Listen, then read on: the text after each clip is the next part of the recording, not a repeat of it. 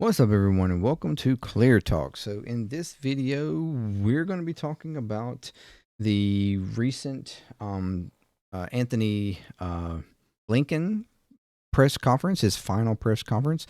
He had a couple of people do some create some chaos, right? Some protesting from journalists. So we are going to take a look at that.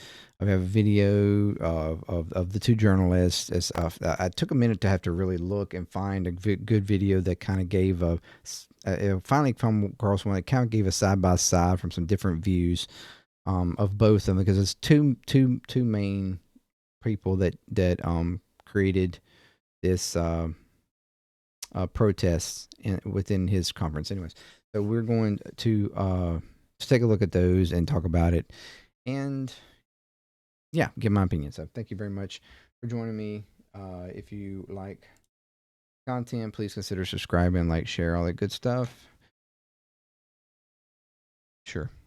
And check out my other channels. JMD Drummer there is my main channel for the drum covers and reaction videos to music and stuff like that. You can check that all out there. JMDPLAY is video games and stuff. Of course, here's ClearTalk, and then you check out the Discord there if you want to, talk with me or other people on there, give ideas and stuff for the channels or whatever. All of it's there. One-time donations in the QR there, or JMD Nation Patreon up there, $3 a month. Is to help support if you would like. If not, then that's cool too. Any support you give, whether it's there or just subscribing, liking, sharing, all that good stuff, anything you do is much appreciated. So thank you very much. All right, so we are going to check this out. Let's swap over, and here we are. Yes, we had some interesting things happen here. So let's watch.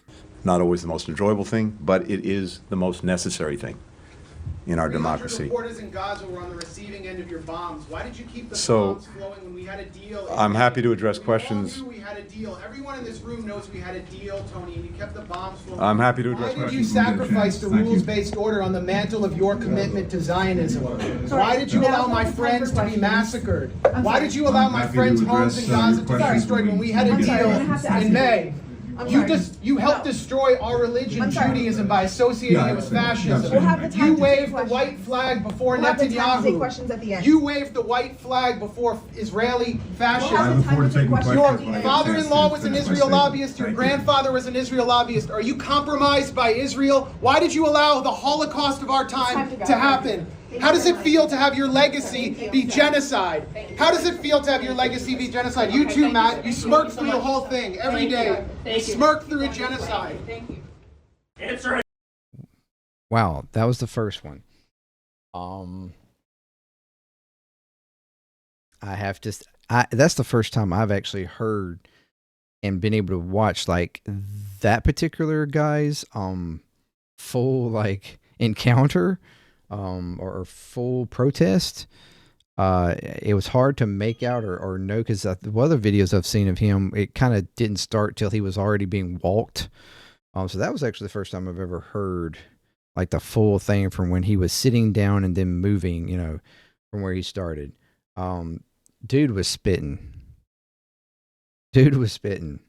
And as you can see, Blinken is clearly uncomfortable. Even seems a little bit annoyed by it. And, just pretty much just says, if you want to ask questions, we can talk about it later or whatever. I think at one point he even says that's not true or something to one thing that the guy said. But that was actually very, very interesting. Let's just go back and watch that again. Not always the most enjoyable thing, but it is the most necessary thing in our democracy. Reporters in Gaza were on the receiving end of your bombs. Why did you keep the bombs flowing when we had a deal? I'm happy to address questions. We had a deal. Everyone in this room. Okay, now what he's referring to there is the deal back in May. that the current ceasefire talks and stuff, and supposedly are being agreed on. The framework for that is almost basically identical to the framework of the May one. So what he's saying is, you had this agreement in May. Why did you not press for it to go through, and instead allowed for things to continue, the bombs to continue, and continued, continuation of people being killed, innocents being killed, journalists being killed in Gaza, which, it's just this. There's been more journalists, more medical people, more humanitarian people killed in the conflict in Gaza than in any conflict in recent history, I mean, it is on top of the innocent people. So that's what he's addressing there. I'm happy to address questions. We had a deal. Everyone in this room knows we had a deal, Tony, and you kept the bombs flowing. I'm happy to address questions. Why did you questions. sacrifice the rules-based order on the mantle of your commitment to Zionism? Why did you allow my friends to be massacred? Why did you allow my friends' homes in Gaza to be destroyed when we had a deal in May? You helped destroy our religion, Judaism, by associating it with fascism. You waved the white flag. Okay, actually, he was just saying, I understand. He was actually talking to somebody else down on the side. He wasn't even referring to him. Okay, I thought he was saying something else. Before Netanyahu. Questions at the end. You waved the white flag before Israeli fascism. I look forward to taking questions. Your father-in-law was an Israel lobbyist. Your grandfather was an Israel lobbyist. Are you compromised by Israel? Why did you allow the Holocaust of our time to happen? How does it feel to have your legacy be genocide? How does it feel to have your legacy be genocide? You too, Matt. You smirk through the whole thing every day. You smirk through a genocide. Thank you. That's wild, and quite frankly, awesome. He actually didn't engage at all with them, completely ignored them. What he did say at one point, he was talking to somebody else down on the side. It'd be interesting to know what that he was actually agreeing to on that, who that was, and what they said. But regardless, he completely ignored and just let that go on through. But what was said was the meat of that. What was brought up,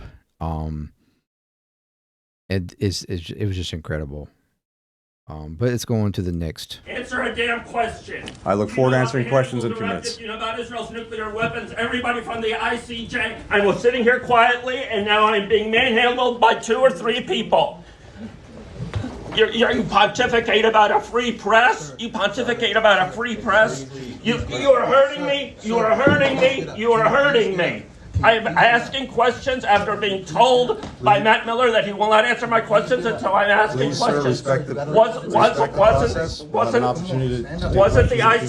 the point of the May 31st statement to block the ICJ orders? You blocked the ICJ orders.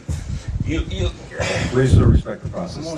Respect the process. Respect the process. Well, everybody from Amnesty International.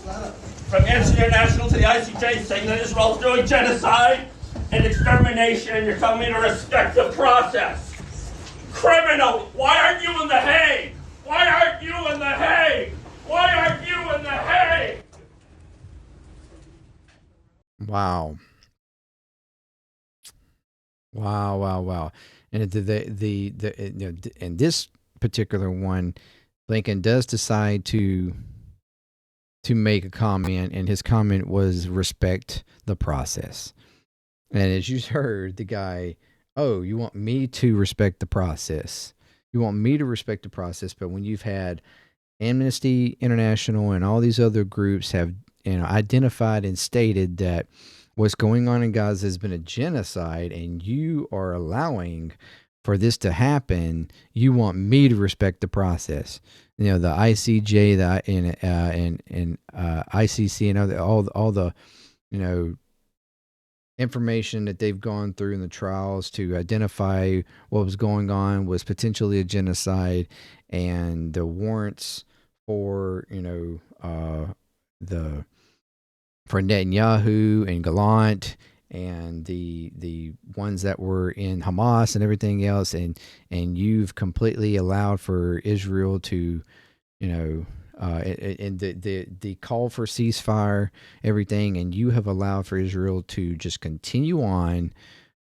You have not pressed for a ceasefire, even though you know, rhetorically say that you have done so, or that, you know, you're trying, you know, blah blah blah. This man has been in those ceasefire talks. He has been over there numerous times, always promising that something's gonna happen, that they're gonna get something to happen, but it never did happen. This man is known to be an Israeli apologist, known to be a Zionist. He and back Israel no matter what. He is, in my opinion, probably the top dog in what has happened over there. I even think he persuaded and influenced Biden very much so in rhetoric and in acceptance and support for what's happened. And I think that this man right here is the biggest culprit. Now, I'm not trying to push off any defense or push off any criminalization of Biden or anything else. He's just as much to do with it as everybody else in the administration that has gone along with it. But this man right here is the top dog in my opinion. As many times as he has stood behind the podium and lied, manipulated, just blatantly just ignore evidence. I mean, this is the guy that we've had, you know, we had departments within our own country, within the own United States government, do investigations and state how Israel was not complying to humanitarian aid in the Gaza Strip. And back when they were making the argument for whether or not we should, you know, stop our aid based in our own law, in our own constitution, about military aid to any ally that could be considered preventing humanitarian aid in. We've had our own two departments that released statements, information, documentation, arguing that they were not complying to humanitarian aid as they should. And this guy refused both of those documents and said that they saw and argued that they saw nothing wrong with what Israel was doing, and so there was no reason to stop aid. This is the guy that did that. This fucker right here. So what happened in this press conference? I hope he has to endure everywhere he goes from now on for the rest of his life. I hope he never lives this down. Everywhere he goes, any kind of speech he might give in the future, anywhere, I hope he cannot go anywhere without somebody confronting him and reminding him of the crimes and support that he gave for what's happened the past year. This man should be brought up on charges, along with several others in our in the Biden administration, including Biden.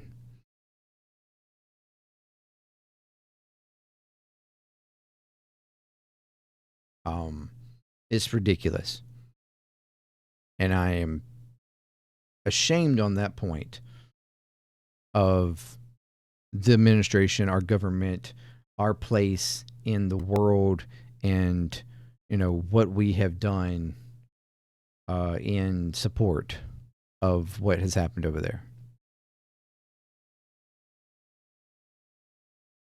This is incredible.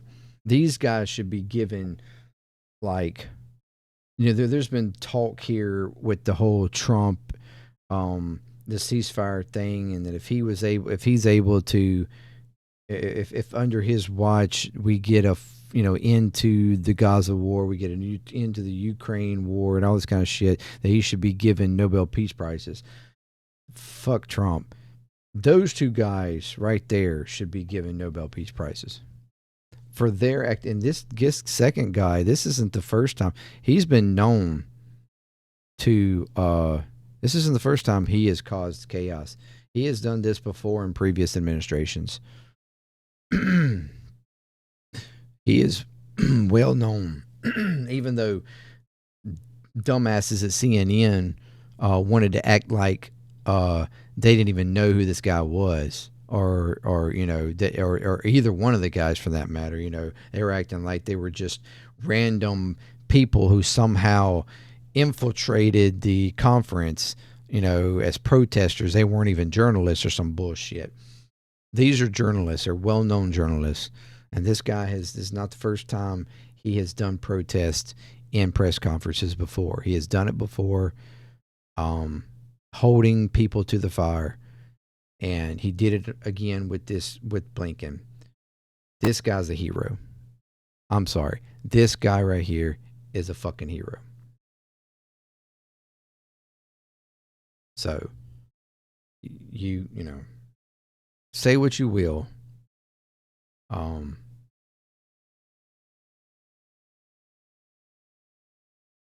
And the other guy, you both consider them heroes, in my opinion. Bravo. Bravo. Give them a hand. Support more of this. Because like he was trying to say, was that he was basically told that he could not, the questions that he wanted to ask, he could not ask.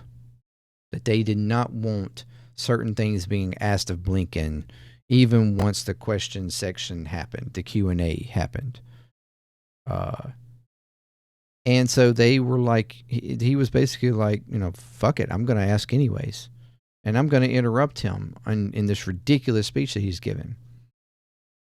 So, and he wound up getting toted out. You saw they literally picked him up and toted him out.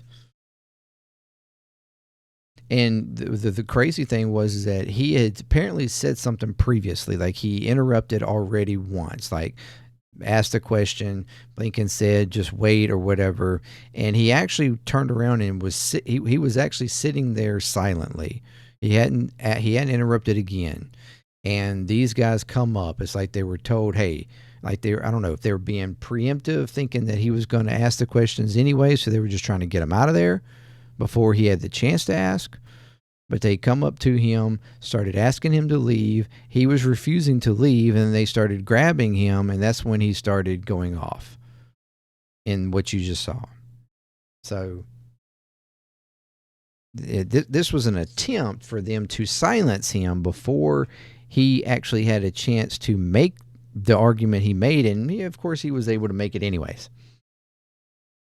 And you saw all the people with their phones out recording it. There's several different angles of this. It's been reported on. Of course, like I said, CNN was acting like they were just, nobodies and unknowns or whatever, and it was just ridiculous,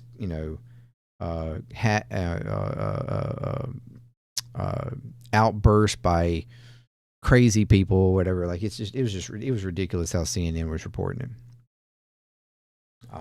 But yeah, so I applaud it. I'm glad it happened. And it should happen to him everywhere he goes, in my opinion. But let me know what you think. Let me know what you think of Blinken. Let me know what you think of what has happened. Let me know what you think of these two protest journalists who, made the remarks they made. Good, bad, whatever. Let me know what you think. And yeah, until next time, peace. Clear Talk. I'm out.